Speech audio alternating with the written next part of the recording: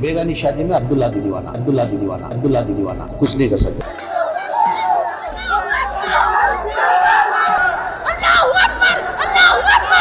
Hello सलाम अलैकुम। वालेकुम सलाम। क्या माँ मुस्कान कैसे हैं? अल्हम्दुलिल्लाह कैसे हो? हिम्मत से रहो माँ, हमेशा तुम्हारा साथ में। 4 चीज़ा काउंस लेटर बिल, 4% रिजर्वेशन, डीजेएलडी केजेएलडी के नौजवाना का, ये बारे में तुम्हें बात करो ना, अभी बात करो, टाइम है। चलो 3 साल से तुम्हें नहीं करे, लेकिन अब तो करो ना। ಹಿಜಾಬ್ ವಿಚಾರ ಮತ್ತೆ ಸದ್ದು ಮಾಡ್ತಾ ಇದೆ. 2022ರಲ್ಲಿ ಕರ್ನಾಟಕದಿಂದ ಹಿಜಾಬ್ ವರ್ಸಸ್ ಕೇಸರಿ ಅಂತ ಶುರುವಾದ ವಿವಾದ ಮುಂದೆ ಇಡೀ ದೇಶದಾದ್ಯಂತ ಮಾರ್ಧನಿಸಿತು, ಜಾಗತಿಕವಾಗಿ ಗಮನ ಸೆಳೆದಿತ್ತು. ಈ ಸಂದರ್ಭದಲ್ಲಿ ಅಂದ್ರೆ 2022ರಲ್ಲಿ ಅಧಿಕಾರದಲ್ಲಿದ್ದ ಬಿಜೆಪಿ ಸರ್ಕಾರ ತೆಗೆದುಕೊಂಡ ನಿರ್ಧಾರದಿಂದ ಮುಸ್ಲಿಂ ಸಮುದಾಯದ ಬಾಲಕಿಯರು ಅನುಭವಿಸಿದ ಸಂಕಷ್ಟಗಳು ಒಂದೆರಡಲ್ಲ. ಹುಟ್ಟಿನಿಂದ ತೊಟ್ಟ ಹಿಜಾಬ್ ಅನ್ನು ಆಯ್ಕೆಯ ಉಡುಪನ್ನು ಧರಿಸಬೇಕಾಗಿ ಬಂತು. ಕೇಸರಿ ತೊಟ್ಟ ಪುಂಡರಿಂದ ಗೆಳತಿಯರನ್ನೇ ದೂರ ಮಾಡಿಕೊಳ್ಳಬೇಕಾಗಿ ಬಂತು. ಇವೆಲ್ಲ ಹೇಳ್ತಾ ಹೋದ್ರೆ ಅವು ಮುಗಿಯದ ಕಣ್ಣೀರಿನ ಕಥೆಗಳಾಗುತ್ತೆ. ಇಂತಹ ಸಂದಿಗ್ಧ ಸಂದರ್ಭದಲ್ಲಿ ಮುಸ್ಲಿಂ ಯುವತಿಯರ ಪರವಾಗಿ, ಮುಸ್ಲಿಂ ಸಮುದಾಯದ ಪರವಾಗಿ ನಿಂತವರು ಹಲವರು. ಆ ಹಲವರ ಪೈಕಿ ಅಗ್ರಗಣ್ಯರಂದ್ರೆ ಗೋರಿಪಾಳ್ಯದ ಮಾಜಿ ಕಾರ್ಪೊರೇಟರ್ ಇಮ್ರಾನ್ ಪಾಷಾ. ಕರ್ನಾಟಕ ಎಲ್ಲ ವಿದ್ಯಾರ್ಥಿಗಳಿಗೆ ಮತ್ತು ಎಲ್ಲ ಬಾಂಧವಗಳಿಗೆ ಮನವಿ ಮಾಡ್ತೀನಿ, ನೀವು ಯಾವುದೇ ಈ ಕಮ್ಯುನಲಿಸಮ್ಗೆ ನೀವು ಕಿವಿ ಕೊಡಬೇಡಿ. ಹಿಂದೂ, ಮುಸ್ಲಿಂ, ಕ್ರಿಶ್ಚಿಯನ್ ನಾವು ಒಂದೇ ಸಮ. ಬಾಬಾ ಸಾಹೇಬ್ ಅಂಬೇಡ್ಕರ್ ಅವರು ಕೊಟ್ಟಿರೋದಂಥ ಒಂದು ಪವಿತ್ರವಾದ ಕಾನ್ಸ್ಟಿಟ್ಯೂಷನ್ ಇದೆ. ಸೊ ಈ ಕಾನ್ಸ್ಟಿಟ್ಯೂಷನ್ ಪ್ರಕಾರ ನಮಗೆ, ನಿಮಗೆ ಎಲ್ರಿಗೂ ಹಕ್ಕಿದೆ. ನಾವು ಏನು ಬೇಕಾದರೂ ತಿನ್ಬೋದು, ಎಲ್ಲಿ ಬೇಕಾದರೂ ಹೋಗ್ಬೋದು, ಏನು ಬೇಕಾದರೂ ಹಾಕ್ಬೋದು. ಸೊ ಹಂಗಾಗಿ ನಮಗೆ ಕಾನ್ಸ್ಟಿಟ್ಯೂಷನಲಿ ರೈಟ್ಸ್ ಇರೋದ್ರಿಂದ ನಾವು ಒಂದು ನ್ಯಾಯ ನೀತಿಯಿಂದ ತಲೆಬಾಗಿ ಎಲ್ಲರ ಜೊತೆಗೆ ಹಿಂದೂ ಮುಸ್ಲಿಂ ಸ್ನೇಹಿತನ ಬೆಳೆಸ್ಕೊಂಡು ನಮ್ಮ ದೇಶಕ್ಕೆ ಒಂದು ಒಳ್ಳೆ ಮಾದರಿಯಾಗಿ ಕೆಲಸ ಮಾಡಿ. ಅವತ್ತು ಇಮ್ರಾನ್ ಪಾಷಾ ಹಿಜಾಬ್ಗೋಸ್ಕರ ಬೀದಿಗಿಳಿದು ಹೋರಾಟ ಮಾಡಿದ್ರು. ಮುಸ್ಲಿಂ ಯುವತಿಯರಿಗೆ ನ್ಯಾಯ ಕೊಡಿಸಲಿಕ್ಕೆ ತೊಡೆ ತಟ್ಟಿ ನಿಂತುಕೊಂಡಿದ್ರು. ಈ ಹೋರಾಟದಲ್ಲಿ ತಾನು ಮನ ಧನ ಅರ್ಪಿಸಿದ್ರು. ಅವತ್ತಷ್ಟೇ ಅಲ್ಲ, ಇವತ್ತು ಕೂಡ ಹಿಜಾಬ್ ಬ್ಯಾನ್ ಏನ್ ರದ್ದಾಗಿದೆಯೋ ಅದರ ಹಿಂದಿರುವುದು ಕೂಡ ಗೋರಿಪಾಳ್ಯದ ಮಾಜಿ ಕಾರ್ಪೊರೇಟರ್ ಇಮ್ರಾನ್ ಪಾಷಾ. ಹಾಗಾದ್ರೆ ಈ ಎಪಿಸೋಡ್ನಲ್ಲಿ ಹಿಜಾಬ್ಗೋಸ್ಕರ ನಡೆದ ಹೋರಾಟದಲ್ಲಿ ಇಮ್ರಾನ್ ಪಾಷರ ಹೋರಾಟ ಹೇಗಿತ್ತು, ಅವರು ಮಾಡಿದ್ದೇನು ಅನ್ನೋದನ್ನ ಡಿಟೇಲ್ ಆಗಿ ನೋಡ್ತಾ ಹೋಗೋಣ.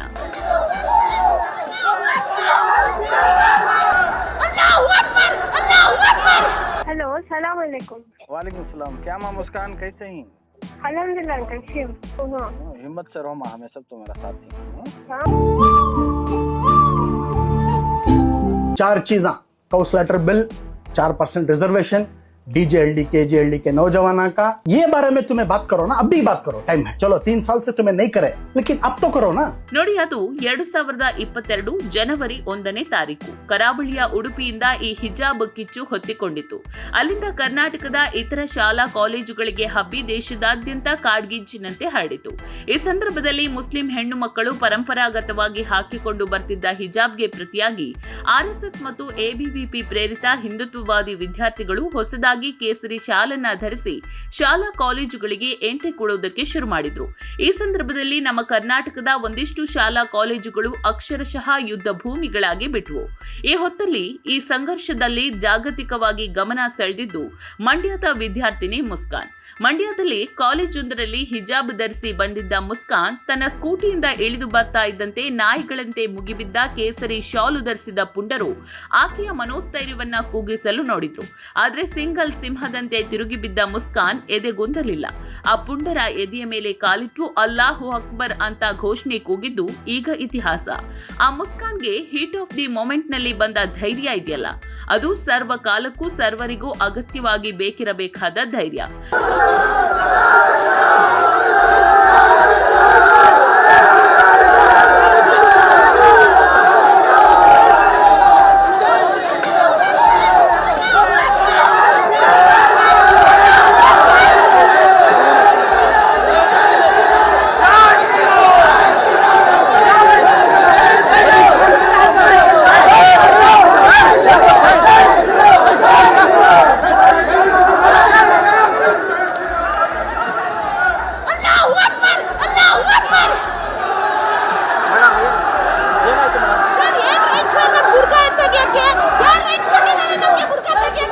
ಆದ್ರೆ ಈ ಘಟನೆ ನಡೆದು ಮುಸ್ಕಾನ್ ಅಲ್ಲಾಹು ಅಕ್ಬರ್ ಘೋಷಣೆ ಮೊಳಗಿರೋ ವಿಡಿಯೋ ವೈರಲ್ ಆದ್ಮೇಲೆ ಬಿಜೆಪಿ ಮತ್ತು ಆರ್ಎಸ್ಎಸ್ ನಾಯಕರ ಬಾಯಲ್ಲಿ ಗೋಧಿ ಮೀಡಿಯಾಗಳಲ್ಲಿ ಮುಸ್ಕಾನ್ಲ ಮನೋಸ್ಥೈರ್ಯವನ್ನ ಕುಗ್ಗಿಸುವಂತಹ ಚರ್ಚೆಗಳು ನಡೆದವು.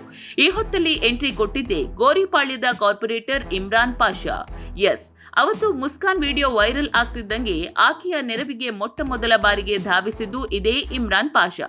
ಮುಸ್ಕಾನ್ ಮೇಲೆ ಅವತ್ತಿನ ಇಡೀ ವ್ಯವಸ್ಥೆ ತಿರುಗಿ ಬಿದ್ದಾಗ ಇದೇ ಇಮ್ರಾನ್ ಪಾಷಾ ಮುಸ್ಕಾನ್ಗೆ ಕರೆ ಮಾಡಿದ್ರು. ಮುಸ್ಕಾನ್ ಮತ್ತು ಆಕೆಯ ಕುಟುಂಬಸ್ಥರ ಜೊತೆ ಮಾತನಾಡಿ ನೈತಿಕ ಬೆಂಬಲ ಕೊಟ್ರು. ಅದೇನಾದ್ರೂ ಆಗ್ಲಿ, ನಿಮ್ಮ ಜೊತೆ ನಾನಿದ್ದೀನಿ ಅನ್ನೋ ಧೈರ್ಯವನ್ನ ತುಂಬಿದ್ರು. हेलो सलाम अलैकुम। वालेकुम सलाम। क्या माँ मुस्कान कैसे हैं? अल्हम्दुलिल्लाह अंकल शिव। अच्छे ठीक हैं। है। हाँ। क्या होगा सोम आज? वो ना मैं कॉलेज असाइनमेंट सबमिट करने गई तो हाँ। पूरे छुपा था मुझे घेरने को। वो जय श्री राम जय श्री राम जय श्री राम कर को चीखा मारने को। मेरे कानों में सभी आ जाओ को मुझे घेरने, मुझे अंदर भी अलाउड नहीं कर रहे थे। बुरखा काट अंदर जा, बुरखा काट दुपट्टा काट तब अंदर जा, नहीं तो you are not allowed to enter कर। स्टूडेंट्स की स्टूडेंट्स से मुझे घेर ले, फिर भी कैसे भी अंदर आई मैं। अच्छा वो कॉलेज के स्कूल के स्टूडेंट्स की वो थोड़े बहुत वो कॉलेज के थे, थोड़े बहुत आउटसाइडर्स थे। अच्छा। बाद में तुम्हारे जो प्रिंसिपल टीचर्स कोऑपरेट करे? हाँ बहुत कोऑपरेट करे, सपोर्ट करे, प्रोटेक्ट करे। ओके, पहली बार हुआ ऐसा उधर वो? हाँ ये पहली बार हुआ है, तो कल से शुरू हुआ हमारे कॉलेज में। ओके। हाँ लेकिन वाकई मैं कितनी तारीफ करे तो भी कमी हमारी भान की, हमारी कौम का सर ऊंचा कर डाले तुम्हें। तो मेरे से वो लोग 2-4 छोकरा थे, उनको भी ऐसा करे रोने को चले गए। कई को रोना, उनको रुलाना तो हमें कई को रोना।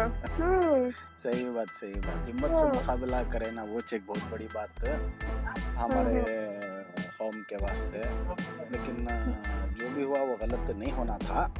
नहीं होना था। क्या करते हैं इधर शैताना जरा बहुत खराब माहौल बना घेर लेते अंकल, पूरे एकदम अटैक करने आ जाते थे मुझे। बाद में प्रिंसिपल उन्होंने सभी एक करता था। हिम्मत से रहो, हमें सब तुम्हारा साथ हैं। ಬರೀ ಫೋನ್ನಲ್ಲಿ ಮಾತನಾಡಿದ್ದಷ್ಟೇ ಅಲ್ಲ, ಮರುದಿನವೇ ಬೆಂಗಳೂರಿನಿಂದ ಮಂಡ್ಯಕ್ಕೆ ಹೋದ ಇಮ್ರಾನ್ ಪಾಷಾ ಮುಸ್ಕಾನ್ ಮನೆಗೆ ಹೋಗಿ ಕುಟುಂಬಸ್ಥರ ಜೊತೆ ಮಾತನಾಡಿ ಆಗ ತುಂಬಿದ ಧೈರ್ಯ ಇದೆಯಲ್ಲ, ಅದು ಎಲ್ಲರಿಂದಲೂ ಆಗುವಂತಹ ಕೆಲಸ ಅಲ್ಲ. मंड्या के कॉलेज के अंदर जब वो जा रही थी तो हिजाब के साथ उसके साथ बदतमीजी की। वही बच्ची ने अल्लाहू अकबर बोल के ये आरएसएस के गुंडों को मुकाबला करते हुए अपनी क्लास की तरफ पहुंची। तो ये मामला जैसे ही इमरान पाशा की नॉलेज में आया तो अल्हम्दुलिल्लाह इमरान पाशा ने सबसे पहले उसे फोन में बात करके उसको हौसला अफजाई दे करके उसको इतना भरोसा दिया कि बेटा तू डरना नहीं, तू हमारी बहन है, तूने हमारे मुसलमानों का सिर फख्र से ऊंचा कर दिया, हमारे इस्लाम का नाम तूने, हमारे इस्लाम का परचम तूने लहरा दिया, माशाअल्लाह मैं तेरी हिम्मत की दाद देता हूं बोल के हमारे जनाब इमरान पाशा साहब ने फोन में हिम्मत दे करके फिर उसको मैं आके मिलूंगा बोल के जाके मंड्या को जाकर कई सौों की तादाद में लोग इमरान पाशा का वेलकम किए मुस्कान के घर के पास। ಮುಸ್ಕಾನ್, ನೀನು ಈ ದೇಶದ ಹೆಮ್ಮೆಯ ಮಗಳು. ನೀನು ಕೂಗಿದ ಘೋಷಣೆ ಭಾರತದ ಇತಿಹಾಸದಲ್ಲಿ ಅಜರಾಮರ. ನೀನು ಎಲ್ಲರೂ ಹೆಮ್ಮೆ ಪಡುವಂತಹ ಕೆಲಸ ಮಾಡಿದ್ಯಾ. ನಿನ್ನ ಈ ಕೆಲಸದಲ್ಲಿ ನಾನು ಯಾವತ್ತೂ ನಿನ್ನ ಜೊತೆಗಿರ್ತೀನಿ ಅಂತ ಧೈರ್ಯ ತುಂಬಿದ ಇಮ್ರಾನ್ ಪಾಷಾ ಕುಳಿತ ಜಾಗದಲ್ಲೇ 1 ಲಕ್ಷ ರೂಪಾಯಿಯ ಚೆಕ್ ಕೊಟ್ಟು ಆರ್ಥಿಕ ಬೆಂಬಲವನ್ನು ಕೊಟ್ಟಿದ್ರು. ಇದು ಮುಸ್ಲಿಂ ಸಮುದಾಯಕ್ಕಾಗಿ ಮಿಡಿಯುವ ಇಮ್ರಾನ್ ಪಾಷಾ. ನಿನ್ನೆಯಿಂದ ಕೆಲವೊಂದು ಬೆಳವಣಿಗೆಗಳನ್ನ ನೋಡಿ ನನಗೆ ಆಶ್ಚರ್ಯ ಆಯಿತು, ಬೇಜಾರಾಯಿತು. ಏನು ಈ ಥರ ನಮ್ಮ ರಾಜ್ಯದಲ್ಲಿ ಈ ಥರ ಆಗ್ತಾ ಇದೆ? ಯಾಕೆಂದರೆ ನಾನು ಸ್ಟೂಡೆಂಟ್ಸ್ನ, ಎಲ್ಲ ಕಮ್ಯುನಿಟಿ ಸ್ಟೂಡೆಂಟ್ಸ್ನ ನಾನು ಭೇಟಿ ಮಾಡಿದ್ದೀನಿ, ಪರ್ಸ್ನಲಿ ನೋಡಿದ್ದೀನಿ. ಎಷ್ಟೊಂದು ಕಾರ್ಯಕ್ರಮಗಳು, ಎಷ್ಟೊಂದು ಯೋಜನೆಗಳು ನಮ್ಮ BBMPಯಲ್ಲಿ ಒಳ್ಳೊಳ್ಳೆ ಯೋಜನೆಗಳು ನಾನು ಮಾಡಿಕೊಟ್ಟಿದ್ದೀನಿ ವಿದ್ಯಾರ್ಥಿಗಳಿಗೆ. ಲ್ಯಾಬ್ಸು, ಟ್ಯಾಬ್ಸು ಎಲ್ಲ ಡಿಸ್ಟ್ರಿಬ್ಯೂಟ್ ಮಾಡಿದ್ದೀನಿ. ಮತ್ತು ಅವ್ರಿಗೆ ಬ್ಲೇಸರ್ಸ್ ಡಿಸ್ಟ್ರಿಬ್ಯೂಟ್ ಮಾಡಿದ್ದೀನಿ ನಾನು ಎಜುಕೇಷನ್ ಕಮಿಟಿಯಲ್ಲಿ ಚೇರ್ಮನ್ ಇದ್ದಾಗ. ಸೊ ಮಕ್ಕಳು ಅಂದರೆ ಅವ್ರ ಮನಸ್ಸಲ್ಲಿ ಏನೂ ಇರಲ್ಲ, ಅವ್ರ ತಲೆಯಲ್ಲಿ ಬರೀ ವಿದ್ಯಾ, ಎಜುಕೇಷನ್ ಇಷ್ಟೇ ಇರೋದು. ಆದರೆ ಈ ಬೆಳವಣಿಗೆ ಈ ನೆಗೆಟಿವ್ ಕಮ್ಯುನಲಿಸಮ್ ಥಾಟ್ಸ್ ಏನು ಇವತ್ತಿನ ದಿನ ನಮಗೆ ಕಂಡು ಬರ್ತಾ ಇದೆ, ಇದೆಲ್ಲ ನೋಡಿ ನನಗೆ ಎಲ್ಲೋ ಒಂದು ಕಡೆ ಬೇಜಾರಾಯಿತು. ಆ ಒಂದು ಉದ್ದೇಶದಿಂದ ನಿನ್ನೆ ನಾನು ಕರೆನೂ ಮಾಡಿದೆ, ನಿನ್ನೆ ಮುಸ್ಕಾನ್ನ ಮಾತಾಡಿದೆ, ಹೇಗಾಯಿತು ಏನಾಯಿತು ಅಂತ ಎಲ್ಲ ತಿಳ್ಕೊಂಡು ಎಲ್ಲೋ ಒಂದು ಕಡೆ ನನಗೆ ಮನಸ್ಸಿಗೆ ಅನಿಸ್ತು, ನಾವು ಸ್ಟೂಡೆಂಟ್ನ ಭೇಟಿ ಮಾಡಬೇಕು, ಹೇಗಾಗಿದೆ ಅಂತ ಫಿಸಿಕಲಿ ವಿಸಿಟ್ ಮಾಡಿ ತಿಳ್ಕೊಳ್ಳೋಣ ಅಂತ ನಾನು ಇಲ್ಲಿ ಬಂದಿದ್ದೀನಿ. ಈಗ ಈ ವಿಷಯವನ್ನ ಯಾಕೆ ಹೇಳಬೇಕಾಯ್ತು ಅಂತ ಹೇಳಿದ್ರೆ, ಸಿಎಂ ಸಿದ್ದರಾಮಯ್ಯ ನೇತೃತ್ವದ ಕರ್ನಾಟಕ ಸರ್ಕಾರ ಹಿಜಾಬ್ ಬ್ಯಾನ್ ಆದೇಶವನ್ನ ರದ್ದುಪಡಿಸಿದೆ. ಅಂದ್ರೆ 2022ರಲ್ಲಿ ಬೊಮ್ಮಾಯಿ ನೇತೃತ್ವದ ಅವತ್ತಿನ ಬಿಜೆಪಿ ಸರ್ಕಾರ ಹಿಜಾಬ್ ಧರಿಸೋದನ್ನ ಬ್ಯಾನ್ ಮಾಡಿತು. ಈಗ ಆ ಆದೇಶವನ್ನೇ ರದ್ದು ಮಾಡುವ ಮೂಲಕ ಸಿಎಂ ಸಿದ್ದರಾಮಯ್ಯ ನೇತೃತ್ವದ ಕಾಂಗ್ರೆಸ್ ಸರ್ಕಾರ ಮುಸ್ಲಿಂ ವಿದ್ಯಾರ್ಥಿನಿಯರು ಮತ್ತೆ ಹಿಜಾಬ್ ಧರಿಸಿ ಶಾಲಾ ಕಾಲೇಜುಗಳಿಗೆ ಹೋಗೋದಕ್ಕೆ ಅನುಮತಿ ಕೊಟ್ಟಂತಾಗಿದೆ. ಇಲ್ಲಿ ಹಿಜಾಬ್ ವಿಚಾರದಲ್ಲಿ ಇಮ್ರಾನ್ ಪಾಷಾ ಹೆಸರು ಯಾಕೆ ಹೇಳಬೇಕಾಯ್ತು ಅಂತ ಹೇಳಿದ್ರೆ ತುಂಬಾ ಜನರಿಗೆ ಗೊತ್ತಿರ್ಲಿಕ್ಕಿಲ್ಲ. ಈಗ ಕಾಂಗ್ರೆಸ್ ಸರ್ಕಾರದ ನಿರ್ಧಾರದ ಹಿಂದೆ ಇಮ್ರಾನ್ ಪಾಷರ ಹೋರಾಟವೂ ಇದೆ. ಹೌದು, ಕಾಂಗ್ರೆಸ್ ಸರ್ಕಾರ ಅಧಿಕಾರಕ್ಕೆ ಬಂದು 3 ವರ್ಷಗಳಾದ್ರೂ ಹಿಜಾಬ್ಗೆ ಅನುಮತಿ ಸಿಕ್ಕಿರಲಿಲ್ಲ. ವಸತಿ ಸಚಿವ ಜಮೀರ್ ಅಹಮದ್ ಖಾನ್ ಅವರು ನಿರಂತರವಾಗಿ ಸಿಎಂ ಸಿದ್ದರಾಮಯ್ಯನವರ ಮೇಲೆ ಹಿಜಾಬ್ಗೆ ಅನುಮತಿ ನೀಡುವಂತೆ ಒತ್ತಡ ಹೇರ್ತಾ ಇದ್ದು, ಇನ್ನೊಂದ್ ಕಡೆ ಹಿಜಾಬ್ಗೆ ಅನುಮತಿ ಕೊಡ್ಬೇಕಂತ ಜಮೀರ್ ಅಹಮದ್ ಮೇಲೆ ಒತ್ತಡ ಹೇರಿದ್ದು ಇದೇ ಇಮ್ರಾನ್ ಪಾಷಾ. ಮುಸ್ಲಿಂ ವಿದ್ಯಾರ್ಥಿನಿಯರ ಹಕ್ಕಿಗಾಗಿ, ಶಿಕ್ಷಣಕ್ಕಾಗಿ ಇಮ್ರಾನ್ ಪಾಷಾ ನಿರಂತರವಾಗಿ ವಸತಿ ಸಚಿವ ಜಮೀರ್ ಅಹಮದ್ ಮೇಲೆ ಒತ್ತಡ ಹಾಕ್ತಾ ಬಂದಿದ್ದು, ಮುಸ್ಲಿಂ ಸಮುದಾಯದ ಎಲ್ಲಾ ವಿಚಾರಗಳಿಗೆ ತಕ್ಷಣ ಸ್ಪಂದಿಸುವ ಜಮೀರ್ ಅಹಮದ್ ಇಮ್ರಾನ್ ಪಾಷರ ಅಹವಾಲು ಬಂದಾಗ ಸಿಎಂಗೆ ಪತ್ರ ಬರೆದು ಹಿಜಾಬ್ಗೆ ಅನುಮತಿ ನೀಡುವಂತೆ ಬೇಡಿಕೆ ಇಡ್ತಾ ಇದ್ರು. ಈಗ ಹಿಜಾಬ್ಗೆ ಅನುಮತಿ ಸಿಕ್ಕಿರೋದ್ರ ಹಿಂದೆ ಜಮೀರ್ ಅಹಮದ್ ಅವರ ಕಾಳಜಿ, ಇಮ್ರಾನ್ ಪಾಷಾ ಅವರ ಶ್ರಮ ಇದೆ ಅಂದ್ರೆ ಅತಿಶಯೋಕ್ತಿ ಆಗಲಿಕ್ಕಿಲ್ಲ. ಅವತ್ತು ಕೂಡ ಮುಸ್ಲಿಂ ವಿದ್ಯಾರ್ಥಿನಿಯರ ಹಕ್ಕಿಗಾಗಿ ಬಿಜೆಪಿ ವಿರುದ್ಧ ಬೀದಿಗಿಳಿದು ಹೋರಾಟ ಮಾಡಿದ ಇಮ್ರಾನ್ ಪಾಷಾ ಇವತ್ತು ಕಾಂಗ್ರೆಸ್ ಸರ್ಕಾರಕ್ಕೆ ಒತ್ತಡ ಹಾಕ್ತಾ ಬಂದ್ರು. ಮಿನಿಸ್ಟರ್ ಜಮೀರ್ ಅಹಮದ್ ಮೂಲಕ ಕೆಲಸ ಮಾಡಿಯೂ ಆಯ್ತು. दिनों से जो अरमान थी कि हमारे हिजाब के बारे में, और इंशाल्लाह अल्लाह की तरफ अल्लाह के फजल करम से जो बीजेपी हुकूमत के अंदर 2022 के अंदर जो ऑर्डर किया था, उस ऑर्डर को विड्रॉ किया.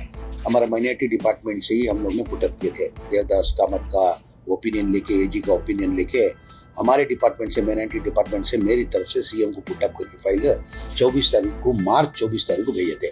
अल्लाह का बहुत बड़ा फजल करम है, 2 दिन पहले ये ऑर्डर जो था विड्रॉ हुआ. उसकी वजह से आपको कितने हमारे कौम के लिए नुकसान हुए आप लोग अच्छी तरह से जानते हैं. बहुत से हमारे भाई को बच्ची जो है, इसके अंदर ये हिजाब की ये मसला होने की वजह से बहुत से बच्चे लोग ड्रॉप आउट हो गए थे. तो सर अल्लाह का बहुत मैं शुक्रिया अदा करता हूँ. हमारे हुकूमत के मुख्यमंत्री सिद्धरामैया जी का भी मैं शुक्रिया अदा करता हूँ कि ये जो बीजेपी के अंदर जो ऑर्डर किए थे उसको हम लोग ने विड्रॉ करा लिया.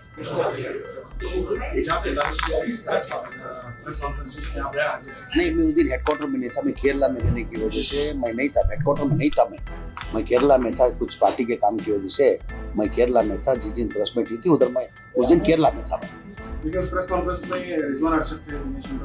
ಬೇಗಾನಿ ಶಾದಿ में ಅಬ್ದುಲ್ಲಾ ದಿವಾನಾ कुछ नहीं कर सकते. ಬರೀ ಹಿಜಾಬ್ ಹೋರಾಟ ಮಾತ್ರವಲ್ಲ, ಇಮ್ರಾನ್ ಪಾಷಾ ಬರೀ ರಾಜಕೀಯಕ್ಕಾಗಿ ನಿಂತವರಲ್ಲ. ಪೌರತ್ವ ತಿದ್ದುಪಡಿ ಕಾಯ್ದೆಯ ವಿರುದ್ಧದ ಹೋರಾಟನ, ಅಲ್ಲಿ ಇಮ್ರಾನ್ ಪಾಷಾ ಇದ್ರು. ಮುಸ್ಲಿಂ ವಿದ್ಯಾರ್ಥಿನಿಯರ ಹಿಜಾಬ್ಗೋಸ್ಕರ ಹೋರಾಟನ, ಅಲ್ಲಿ ಇಮ್ರಾನ್ ಪಾಷಾ ತಾನು ಮನವನ್ನೂ ಸಮರ್ಪಿಸ್ತಾ ಇದ್ರು. ಗೋಹತ್ಯೆ ನಿಷೇಧ ಕಾಯ್ದೆ ರದ್ದುಪಡಿಸಲು ಇಮ್ರಾನ್ ಪಾಷಾ ಧ್ವನಿ ಎತ್ತಿದ್ದಾರೆ. ಹೇಟ್ ಸ್ಪೀಚ್ ಬಿಲ್ಗೋಸ್ಕರ ಮಾತನಾಡಿದ್ದಾರೆ. ಬಜೆಟ್ನಲ್ಲಿ ಅಲ್ಪಸಂಖ್ಯಾತರಿಗೆ ಹೆಚ್ಚಿನ ಅನುದಾನ ಕೊಡಿಸಲು ಮಾತನಾಡಿದ್ದಾರೆ. ವಕ್ಫ್ ಬೋರ್ಡ್ಗೆ ಕಂಟಕ ಎದುರಾದಾಗಲೂ ಬೀದಿಗಿಳಿದು ಹೋರಾಟ ಮಾಡಿದ್ದಾರೆ. ಮತಾಂತರ ನಿಷೇಧ ಕಾಯ್ದೆಯ ವಿರುದ್ಧವೂ ಗುಡುಗಿದ್ದಾರೆ. ಅಲ್ಪಸಂಖ್ಯಾತ ವಿದ್ಯಾರ್ಥಿಗಳಿಗೆ ಸಿಗಬೇಕಾದ ಸ್ಕಾಲರ್ಶಿಪ್ಗೋಸ್ಕರ ನಿರಂತರವಾಗಿ ಹೋರಾಟ ಮಾಡಿಕೊಂಡು ಬಂದಿದ್ದಾರೆ. ಅಷ್ಟೇ ಅಲ್ಲ, ಡಿಜೆ ಹಳ್ಳಿ, ಕೆಜೆ ಹಳ್ಳಿ ಗಲಭೆಗೆ ಸಂಬಂಧಪಟ್ಟಂತೆ ಅನೇಕ ಅಮಾಯಕ ಮುಸ್ಲಿಂ ಯುವಕರ ವಿರುದ್ಧ ಯುಎಪಿಯ ಕೇಸು ಹಾಕಲಾಯಿತು. ಆ ಕೇಸುಗಳನ್ನ ವಾಪಸ್ ತೆಗೆಯುವಂತೆ ಹೋರಾಟ ಮಾಡಿದ್ದು ಇದೇ ಇಮ್ರಾನ್ ಪಾಷಾ. ಅಷ್ಟೇ ಯಾಕೆ, ದಾವಣಗೆರೆ ದಕ್ಷಿಣ ವಿಧಾನಸಭಾ ಕ್ಷೇತ್ರಕ್ಕೆ ನಡೆದ ಬೈ ಎಲೆಕ್ಷನ್ ನಲ್ಲಿ ಮುಸ್ಲಿಮರಿಗೆ ಅನ್ಯಾಯ ಆದಾಗ ಪಕ್ಷದ ವಿರುದ್ಧವೂ ಧೈರ್ಯದಿಂದ ಮಾತನಾಡಿದ್ದು ಇದೇ ಇಮ್ರಾನ್ ಪಾಷಾ. 4 चीज़ा, काउंसलर बिल, 4% रिजर्वेशन, डीजेएलडी केजेएलडी के नौजवानों का, और हिजाब का. हिजाब में क्या करना है तुम्हें? क्या करना है हिजाब में? खाली तुम्हारे गवर्नमेंट लॉयर को भेज को कोर्ट में जो फाइल करते हो पिटीशन, उसे विथड्रॉ कराना. जो 4 मसले अब मैं बताया हिजाब का तुम्हें सिर्फ विथड्रॉ करना है. कोर्ट को जाको तुम्हारे गवर्नमेंट लॉयर को रखो, जो हिजाब के वास्ते हमें केस डाले थे, बीजेपी वाले डाले तुम्हें नवे, उसे हमें विथड्रॉ कर ले रिंग करके बोल को एक विथड्रॉल पिटीशन तैयार करके देना। सो ये तक तुम 3 साल से नहीं करे तुम्हें। ದಾವಣಗೆರೆ ಚುನಾವಣೆಯಾದ್ಮೇಲೆ ಮಿನಿಸ್ಟರ್ ಜಮೀರ್ ಅಹ್ಮದ್ ಖಾನ್ ಇಮ್ರಾನ್ ಪಾಷಾ ಅವರಿಗೆ ಹೇಳಿದ್ರಂತೆ, ನಾನು ಕೂಡ ಸಮುದಾಯಕ್ಕಾಗಿ ಕೆಲಸ ಮಾಡ್ತಿದ್ದೇನೆ, ಹಿಜಾಬ್ಗೋಸ್ಕರ ಸೀರಿಯಸ್ ಆಗಿ ಇದ್ದೀನಿ ಅಂತ. ಇಮ್ರಾನ್ ಪಾಷಾಗೆ ಮಾತು ಕೊಟ್ಟಿದ್ರಂತೆ, ಅದರಂತೆ ಈಗ ಮಾಡಿ ತೋರಿಸಿದ್ದಾರೆ. ಮಾಧ್ಯಮದವರು ಇಮ್ರಾನ್ ಪಾಷಾಗೆ ರಾಜಕೀಯ ಗುರು ಯಾರು ಅಂತ ಕೇಳಿದಾಗ ತಂದೆ ಆರಿಫ್ ಫಾರೂಕ್ ಪಾಷಾ ಮತ್ತು ಜಮೀರ್ ಅಹ್ಮದ್ ಖಾನ್ ಅಂದಿದ್ರು ಇಮ್ರಾನ್ ಪಾಷಾ. ಕಾರ್ಪೊರೇಟರ್ ಆಗಿದ್ದ ಇಮ್ರಾನ್ ಪಾಷಾ ಮಿನಿಸ್ಟರ್ ಲೆವೆಲ್ಗೆ ಕೆಲಸ ಮಾಡಿದ್ದಾರೆ. ಸಚಿವ ಜಮೀರ್ ಅಹ್ಮದ್ ಅವರ ಬಲಗೈ ಬಂಟನಾಗಿ ಸದಾ ಮುಸ್ಲಿಂ ಸಮುದಾಯಕ್ಕೆ ಧ್ವನಿಯಾಗುತ್ತಾ ಬಂದಿದ್ದಾರೆ. ಇಮ್ರಾನ್ ಅಣ್ಣನವರಿಗೆ ಮನಪೂರ್ವಕವಾದ ವಂದನೆಯನ್ನು ಸಲ್ಲಿಸ್ತೀನಿ. ಯಾಕಂದರೆ ಹಿಜಾಬ್ ಬ್ಯಾನ್ ಮಾಡಿದಾಗಿಂದು ಬೀದಿಗಿಳಿದು ಹೋರಾಟ ಆಗ್ಬೋದು, ಸೋಷಿಯಲ್ ಮೀಡಿಯಾದಲ್ಲಿ ಹೋರಾಟ, ಅಂದರೆ ಹಿಜಾಬ್ ಅಂತ ಇಲ್ಲ, ಅವ್ರ ಮಾತು ಹೇಗಿತ್ತು ಅಂದರೆ ಒಂದು ಎಲ್ಲ ಧರ್ಮಗಳಿಗೆ ಅನ್ವಯ ಮಾತಾಡೋದು. ಅದೇ ರೀತಿ KG ಹಳ್ಳಿ DG ಹಳ್ಳಿಯ ಸಮಸ್ಯೆಗಳು ಬಂದಾಗ ಶಾಂತಿ ಸೌಹಾರ್ದತೆಗೋಸ್ಕರ ಎರಡೂ ಸಮುದಾಯದಲ್ಲಿ ಒಂದು ಪ್ರೀತಿ ವಿಶ್ವಾಸ ಮೂಡಲಿಕ್ಕೆ ಕೆಲಸ ಮಾಡಿದಂಥ ಒಬ್ಬ ಯುವ ನಾಯಕನಾಗಿ ಇಮ್ರಾನ್ ಪಾಷಾ ಅವರು ಕೆಲಸ ಮಾಡಿದ್ದಾರೆ. ಅದೇ ರೀತಿ ವಕ್ಫ್ ಬೋರ್ಡ್ ಅಮೆಂಡ್ಮೆಂಟ್ ಆ್ಯಕ್ಟ್ ಬಿಲ್ ಬಂತಲ್ಲ, ಅದಕ್ಕೆ ಬಹಳಷ್ಟು ವಿರೋಧ ಮಾಡಿ ಅವರು ಹೋರಾಟಗಳನ್ನು ಮಾಡಿದ್ದಾರೆ. ಈ ಕಾರಣಕ್ಕಾಗಿ ಇಮ್ರಾನ್ ಪಾಷಾ ಬೆಂಗಳೂರಿನ ಮುಸ್ಲಿಮರ ಮನಸ್ಸಿನಲ್ಲಿ ನೆಲೆಯೂರಿದ್ದಾರೆ. ಸಮುದಾಯದ ನಾಯಕನಾಗಿ ಗುರುತಿಸಿಕೊಂಡಿದ್ದಾರೆ. ಮಿನಿಸ್ಟರ್ ಜಮೀರ್ ಅಹ್ಮದ್ ಅವರ ಬಗ್ಗೆ ಹೇಳೋದೇ ಬೇಡ ಬಿಡಿ, ಅವರ ಬಗ್ಗೆ ಇಡೀ ದೇಶಕ್ಕೆ ಗೊತ್ತಿದೆ. ಸದ್ಯ ಕರ್ನಾಟಕದ ಪೈಕಿ ಮುಸ್ಲಿಮರ ಅನಭಿಷಕ್ತ ಅಧಿಪತಿ ಯಾರಾದ್ರೂ ಇದ್ರೆ ಅದು one and only Zameer Ahmed Khan ಮಾತ್ರ. ಸೊ ವೀಕ್ಷಕರೇ, ಈ ಇಬ್ಬರು ನಾಯಕರ ಬಗ್ಗೆ ನಿಮ್ಗೇನ್ ಅನ್ಸುತ್ತೆ ಅನ್ನೋದನ್ನ ಕಮೆಂಟ್ ಮಾಡಿ ತಿಳಿಸಿ. ನಮಸ್ಕಾರ.